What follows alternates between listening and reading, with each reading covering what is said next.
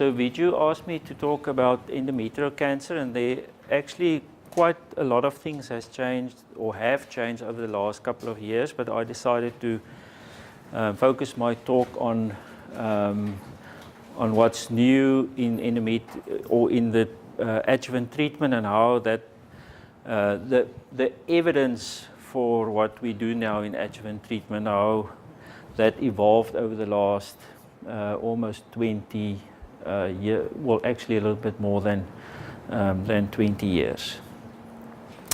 So I will start with a little introduction, and then I will talk about those 4 trials, which are the 4 most important trials informing us on our adjuvant treatment, and then I will end off with a conclusion.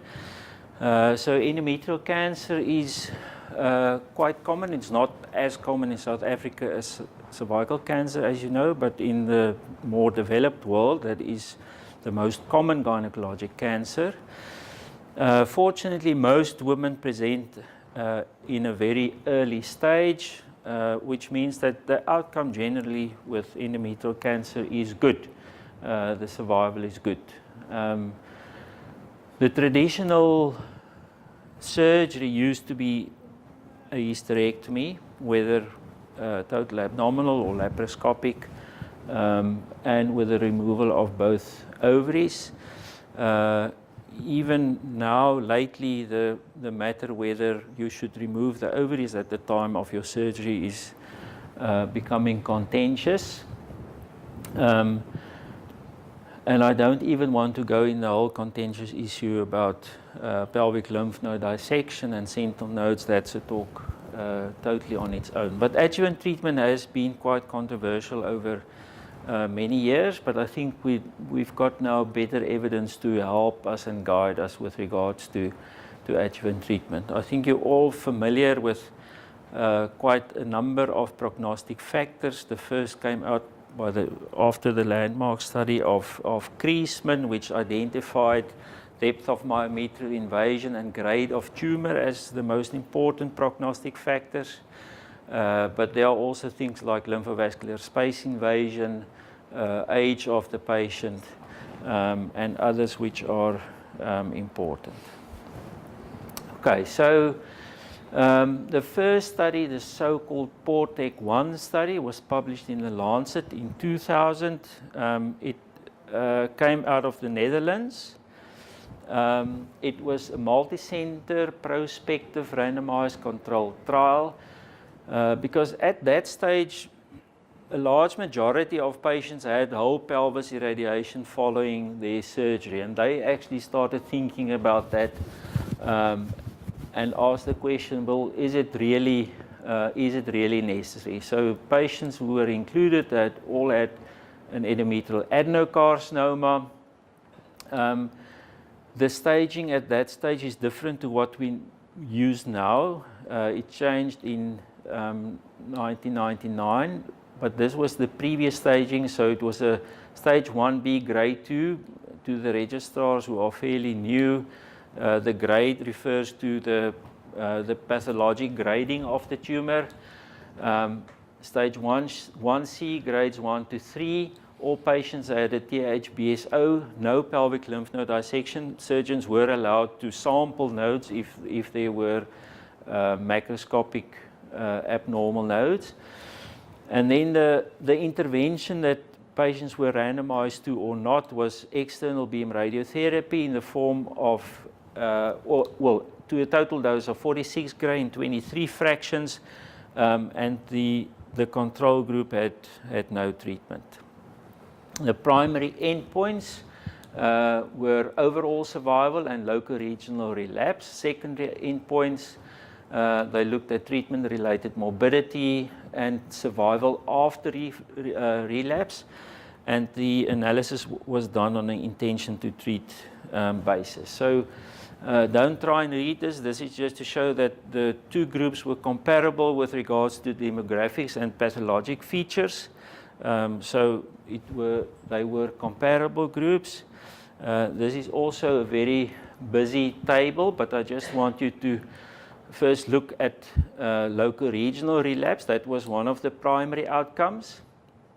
In the radiotherapy group, out of 354 patients, there were 11 local regional relapses, and they were respectively 5 in the vaginal vault, 5 somewhere else in the vagina, and 4 pelvic, compared to the control group who had no radiotherapy, where there were 40 relapses. And of that 40, 30 of them were vaginal relapses. Okay, so the majority of the local regional relapses were in the vagina.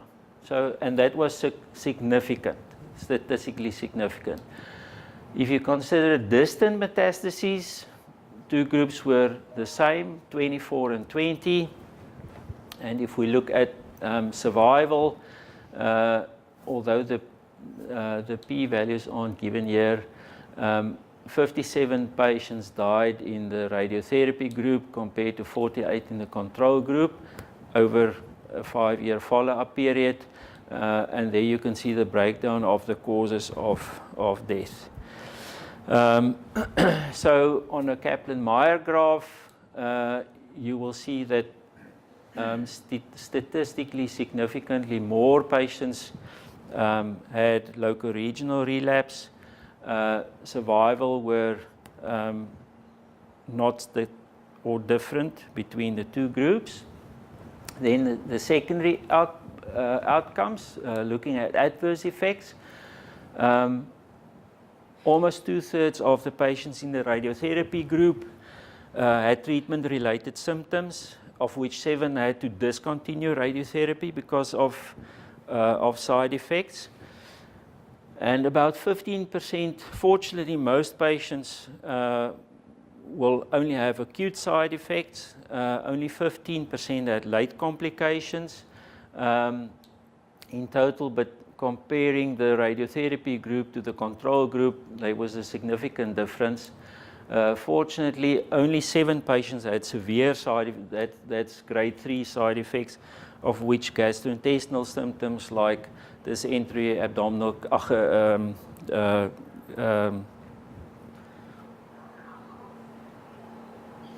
loose stools, what is diarrhea, abdominal cramps were the most important. So if we just look at the group of patients who presented with local regional relapses, if you consider that 75%, in other words, 3/4 of them could have or had treatment with curative intent, of which 85% achieved complete remission, it is evident that of the patients who relapse, you can actually successfully treat the majority of them with, as you can see, very good survival. And if you specifically look and remember again, the majority of the relapses were only vaginal relapses, and if you treat them with a relapse, you've got very good survival rate. So the conclusions that the researchers came to were the following: that, as I've showed you, that there was an absence of survival benefit. However, there was a significant reduction in local regional relapse, and they thought that there should be a trade-off between the risk of local regional relapse and the survival after salvage treatment. Salvage treatment means that the treatment when a patient presents with a relapse, and that should be traded off to the cost and morbidity of adjuvant external beam radiotherapy, as I showed you that group of patients had more side effects. And here they already identified a higher risk group. They looked at subgroups, and they showed that the group of patients who were over the age of 60, who had deeply invasive grade 1 or grade 2 tumors, or superficially invasive grade 3 tumors, had a much higher risk of recurrence. So they were the first to show that that whole group probably is a heterogeneous group and there are different risks. So following that, the gyne-oncology group published this paper in 2004, the GOG-99 study. And they looked at the group of patients with stage 1B and 1C and 2 occult. 2 is cervical involvement, and occult meaning that at the time that they operated the patients, they didn't have clear cervical involvement. They excluded what, I don't know whether, whom of you still remember, wat was Verwoerd sy naam, Gerard? Yeah, Gideon that worked with us. Gideon came up with the name of the ugly sisters, if we think about the endometrial cancer. So the papillary serous and the clear cell cancers, he called the ugly sisters. In the study, patients had a TAH and BSO. If they had macroscopic abnormal either pelvic or para-aortic nodes, they had selective removal of the enlarged nodes. And in the absence of enlarged nodes, the patients had a formal pelvic lymph node dissection up to the level of the common iliac nodes. Patients were then randomized to either getting external beam radiotherapy, 50 gray in total in 28 fractions, or no adjuvant treatment. Primary outcome, again, was they looked at a recurrence-free interval, and secondary outcomes, all-cause survival and recurrence-free survival. They used a statistical technique, which, Gerard, you will probably be able to explain. I don't know how that's done, but they did proportional hazards regression modeling. And when they did that, they were able to show that that this group of patients, or who had these factors, had a very high recurrence risk at 5 years. So patients at increasing age, grade 2 and 3 tumors, lymphovascular space invasion, and if the outer third of the myometrium was involved. And they then, as I showed you in the last slide or the conclusion slide, by that modeling, they came up with this high intermediate risk group. And those were the patients who were older than 70 with any one of those other risk factors, lymphovascular space invasion, grade 2 or 3, or outer third myometrial involvement, or patients over the age of 50 with 2 of these risk factors, or any age with all 3 of the other risk factors. So that was the high intermediate risk group. So again, looking at recurrence, much the same as the PORTEC-1 study. Local recurrences in the control group, the no additional therapy group, were much higher than in the radiotherapy group. And again, the majority of the recurrences being in the vagina. And then similarly, looking at distant recurrences, comparable between the two groups. Kaplan-Meier graph of survival. So when they then looked at the high intermediate risk group, that group comprised a third of the total of the patients in the study. However, 2/3 of the recurrences came out of that group, as well as 2/3 of the cancer-related deaths. So they identified them as a higher risk group, and if they then looked at recurrence and survival, so on the left, the Kaplan-Meier graph looks at deaths, and this at incidence of relapse, and this at survival. You will see that the high intermediate risk group who did not have radiotherapy did significantly worse than the other groups. Looking at adverse events, again, a very busy slide, but if you just look here, the radiotherapy group, they had significantly more adverse events. Fortunately, the majority of the adverse events were grade 1 and quite a number of grade 2 gastrointestinal adverse events. And they concluded at the end of the study that external beam radiotherapy indeed reduces the risk of recurrence in that intermediate risk patients, because they, remember, all of the patients included in the study they regarded as intermediate risk group, but that radiotherapy should be limited to the high intermediate risk group, so that 3 categories that I showed you. So following that trial, the Porte group then thought, well, if the majority of recurrences are in the vagina, then why don't we change our strategy and give vaginal brachytherapy instead of external beam radiotherapy, because the treatment toxicity should be much less. And they designed the Porte 2 trial to look at that. So now they included only the high intermediate risk group patients. So they left the low intermediate risk group patients out.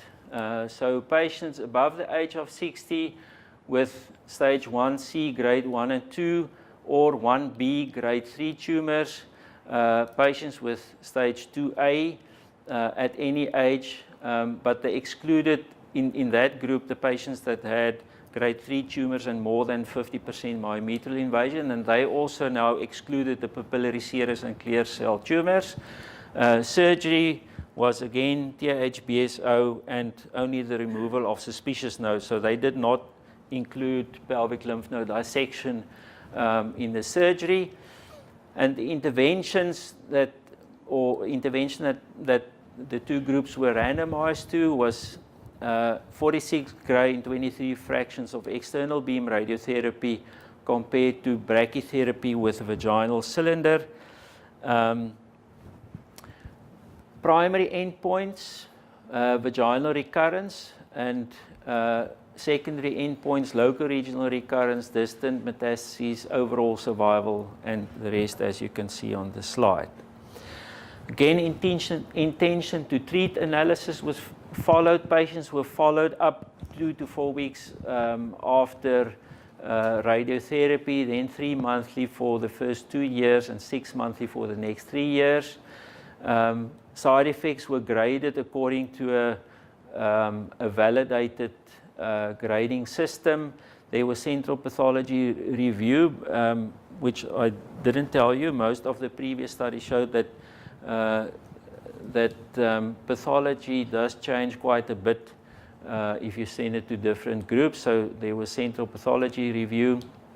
They regarded patients with a pelvic recurrence, or they grouped patients in pelvic recurrence if they had pelvic recurrence irrespective of whether there was a vaginal recurrence as well, and they were grouped as vaginal recurrences if it was isolated recurrence in the vagina. So just over 400 patients assigned to the study, which had about 200 patients in each group. And looking at outcome, vaginal recurrence, as you can see, here I've added some figures to the Kaplan-Meier graph. Basically, you can see there were only 4 recurrences in the external beam radiotherapy group and 3 in the vaginal brachytherapy group, with no difference between the groups.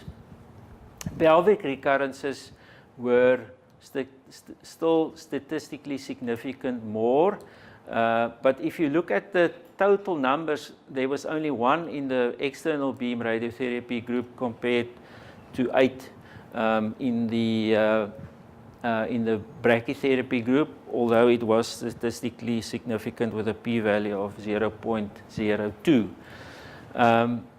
The same, well, actually, if you put together the loco-regional recurrences, 5 in the external radiotherapy group compared to 10 in the vaginal brachytherapy group, which was not statistically significant, and overall survival 26 in the external beam group and 29 in the brachytherapy group, so that was similar.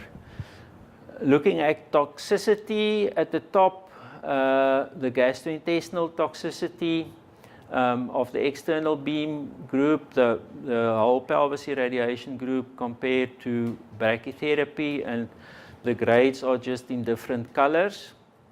Where you see the little asterisks, it was significant. So comparing the two groups, there was significantly more gastrointestinal symptoms in the external beam radiotherapy group, and looking at vaginal mucous membrane side effects, there was significantly more in the Volt brachytherapy group.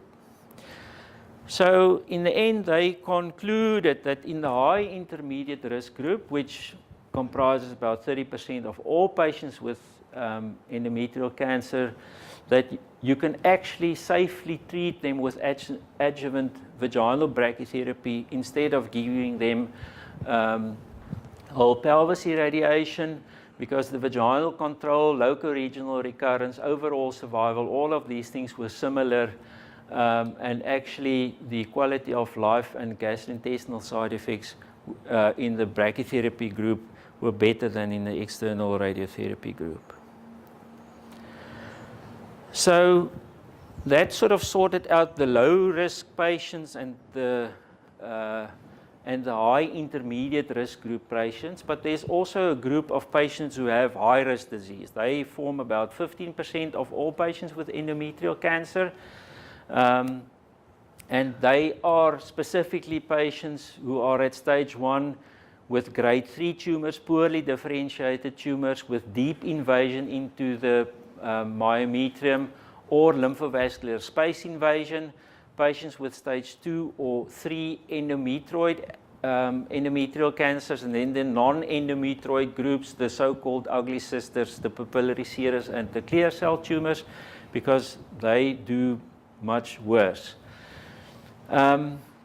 There were very little randomized controlled trials comparing adjuvant chemotherapy with external beam radiotherapy, and the little work that there was showed that radiotherapy delayed pelvic recurrence compared to chemotherapy that delayed distant metastases, but in the end there was no difference in overall survival. And there was a small trial, the RTOG 9708 trial. This was not a randomized trial. They included, I think, about 46 patients of these high-risk group patients.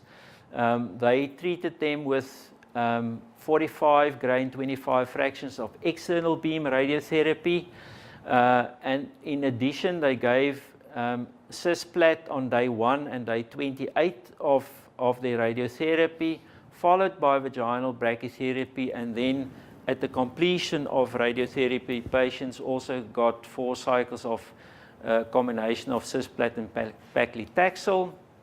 At 4 years, they found 2% pelvic recurrences. Now remember, it was a small group of patients, less than 50.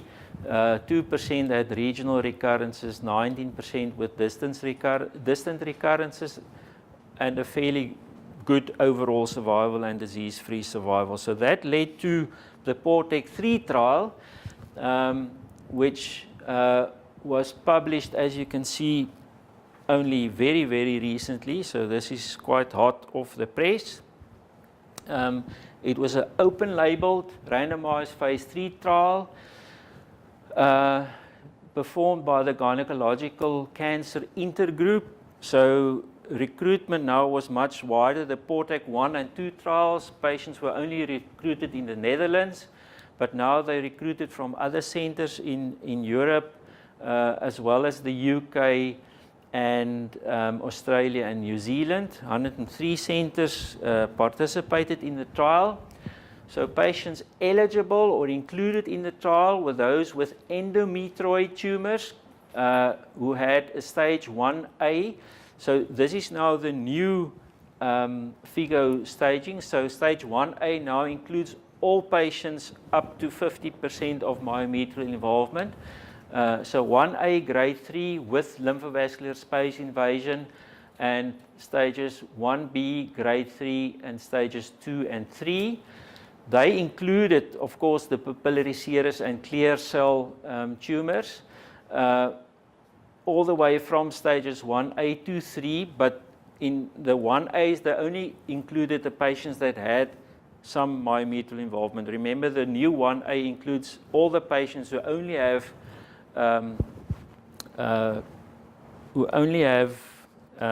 endometrial involvement with myometrial involvement. Okay, so those were the patients included. Surgery, patients either had a total abdominal or total laparoscopic hysterectomy with a BSO. No debulking with para-aortic nodal sampling were only done if there were macroscopic positive nodes.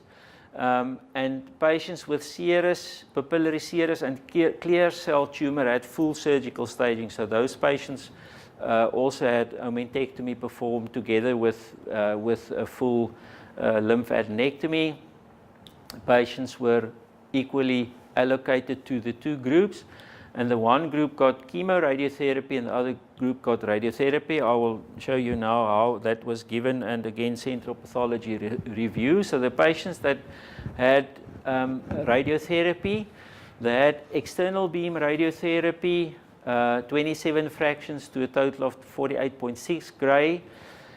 And the radiotherapy field would be extended, tailored to the level of nodes if patients had positive nodes. So any positive nodes were then included in the planning. So if patients had para-aortic nodes, they would include the para-aortics up to the just below the renal vessels in the radiotherapy. In addition, they had high dose brachytherapy, 10 gray in 2 fractions. Most of them had this regime.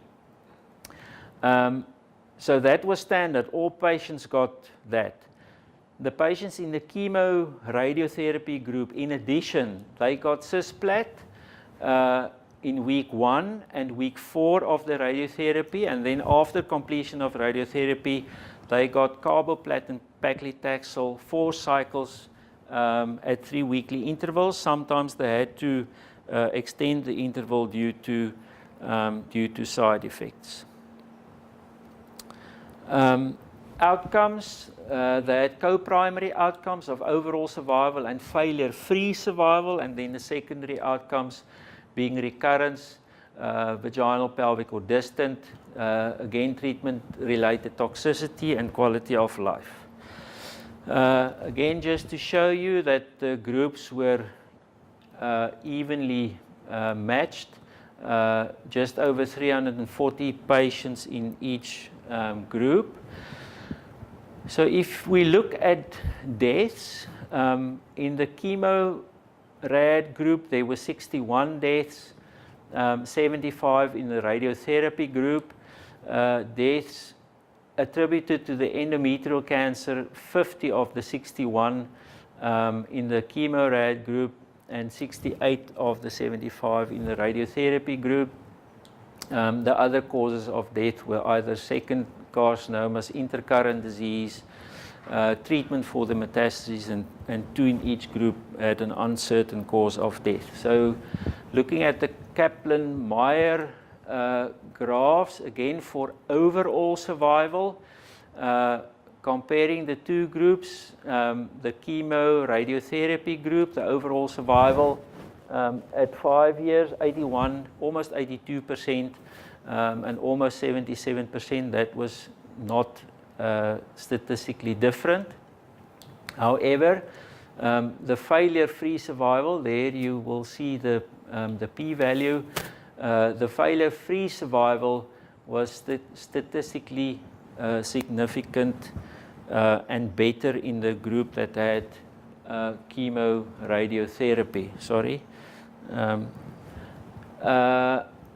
So they also looked at multivariable analysis of the prognostic factors for overall survival. And if you look, sorry, this is a very busy slide, but just look there, it wasn't different for the treatment groups that we showed already, but age did play a role. Patients older than the age of 70 did significantly worse. Stage 3 compared to stage 2 also did worse, and we will get back to that. And again, also the serous and clear cell group of tumors had significantly poorer survival, overall survival, and failure-free survival was obviously significant between the two treatment groups. But again, age, stage, and histological grade proved to be significant prognostic factors. Looking at the recurrences, I showed you they looked at vaginal recurrences, pelvic recurrences, and then distant mets. Vaginal recurrences was equal, more pelvic recurrences in the radiotherapy group, but the distant metastases were similar between the two groups, and that is very significant because remember, chemotherapy, we sort of hypothesized that you would reduce the distant recurrences in that group of patients. Treatment-related toxicity, grade 2 or worse in the chemoradiotherapy group were more than 90%. Grade 3 or worse, more than 60%, which was much less in the radiotherapy arm.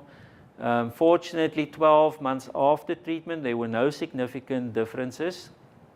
The only thing of note was that patients in the chemo arm of the study had much worse sensory neuropathy, and that's unfortunately a side effect of the paclitaxel. About 8% of patients had that.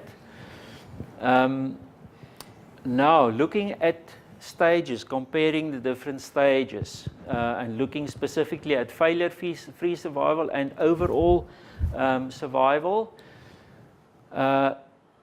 Looking at failure-free survival in the stage 1 and 2 patients, there was no statistical difference. Almost 81% compared to almost 77%. However, if you look at the stage 3 group,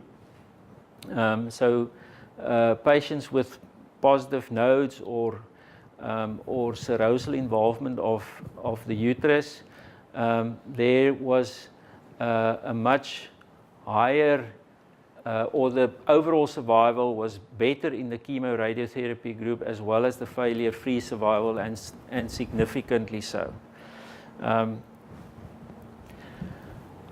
Yeah, so that's what I wanted to show there. Again, well, not again, the ugly sisters, the serous cancers, compared to the other histological types, worse overall and failure-free survival, looking at subgroup analysis. However, that group of patients were not very large, so they were not able to show a significant improvement in failure-free survival by giving them chemotherapy or by adding chemotherapy. And I've already alluded to the patients who were older than the age of 70. Looking at that group of patients, they actually did better if they added chemotherapy to their regime. Now, in our unit, those of you who know Peter Barnard, he has a sort of a threshold to not give chemotherapy, and we always have to fight with him to give chemotherapy to patients older than the age of 70 because, well, it is so, they do poorer.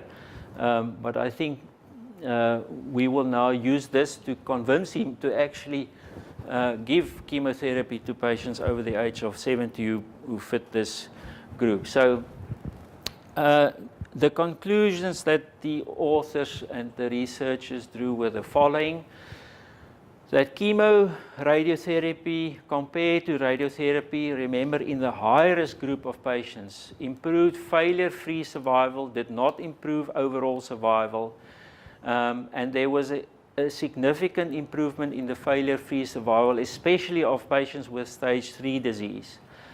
And one should weigh up the toxicity and longer treatment of patients getting chemoradiotherapy against the benefit of improved failure-free survival.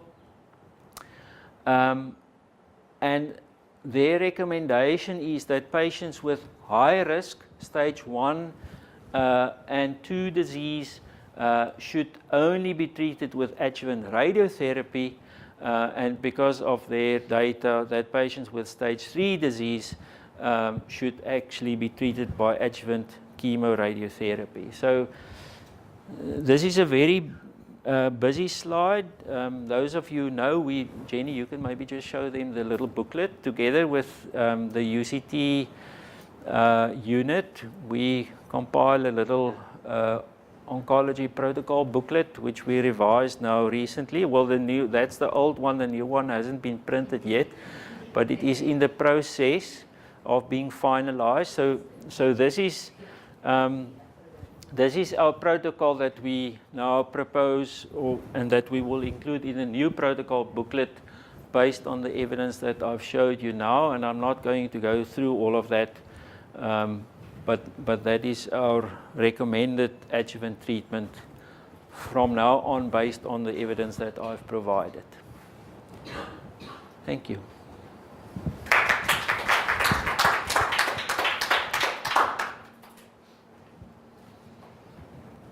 Any burning questions, Gerard?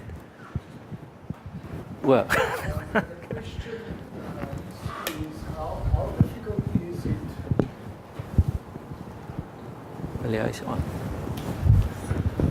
How difficult is it to manage vaginal recurrences and vault recurrences?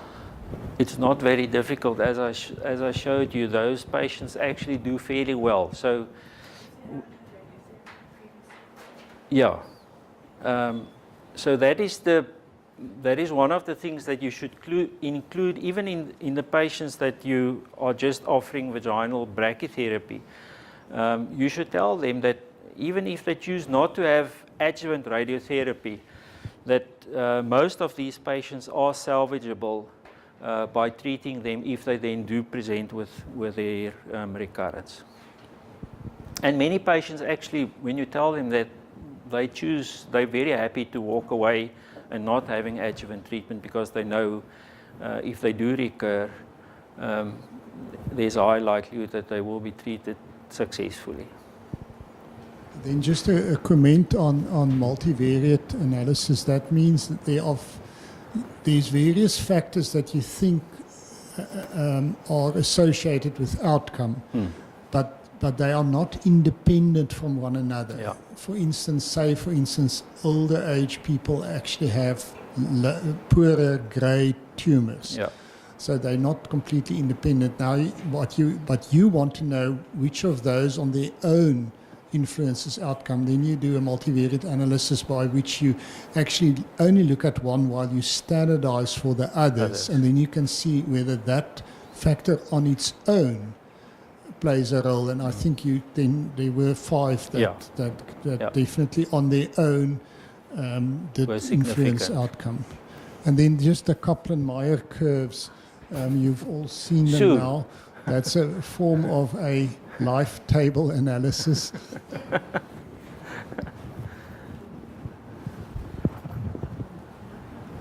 Okay, any other questions? Lut?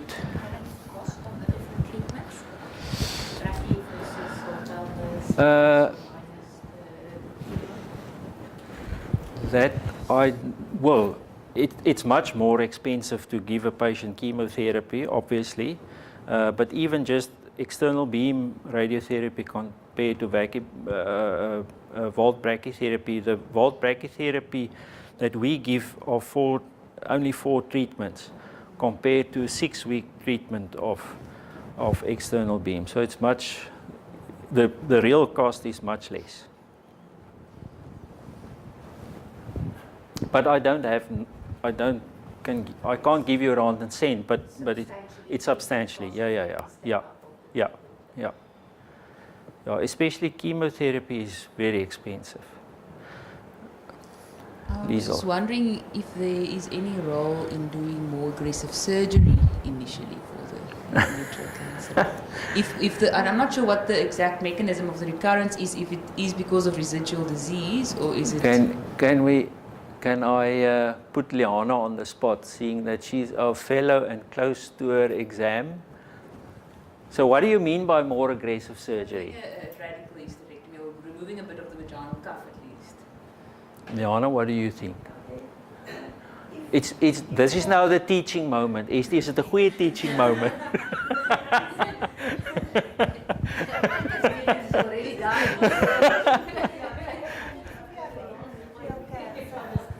If you have endometrial cancer with cervical involvement, you can consider a radical hysterectomy. But there is a radical hysterectomy on its own for a normal endometrial cancer without cervical involvement will not improve the patient's survival. Okay, and nodes? That depends on a lot of No, but the variables. question is whether it improves survival. That's the question. Of what type of cancer? Endometrial cancer. What type of endometrial cancer? No, any endometrial as a group. Is there any evidence? So our unit believes that there is no evidence in removing the nodal disease in cancer, but there is retrospective studies that have shown a survival benefit. But there is good prospective evidence that show that it doesn't increase your survival. Okay, so they And it depends if it's pelvic lymphadenectomy or para-aortic lymphadenectomy. Okay, so it's not just what we believe. There is very good evidence to show that lymph node dissection does not improve survival, but we use the information to decide whether the patients need adjuvant treatment or not. Jenny, you want to say something? So I think to answer Liesel's question is, I don't think we know how the recurrence happens. It's not because we're leaving tumor behind. Yeah. I think there must be microscopic deposits somewhere. Where they get shed from, I really don't know. But Most of the vaginal metastasis is close to the cuff or actually Yeah. any Yeah. so they're just there, yeah. One of the, I can't remember which one of them. I don't know whether you remember. There were only about 2 elsewhere in the vagina. The majority were at the cuff, at the vault. But even if you look at the histology, I mean, your margin will be completely Yeah. clear. You'll have a sort of 2 centimeters between, or 3 centimeters between where the vagina is and where the cancer started, and you would still get a recurrence at the cuff. So I don't know how it gets there. But I mean, one would think it's probably gravity, maybe, because that's the. If you've got micro cells somewhere. We don't know. That might be, Try and keep the uterus intact. but that might be. No, we don't know. We don't know the answer is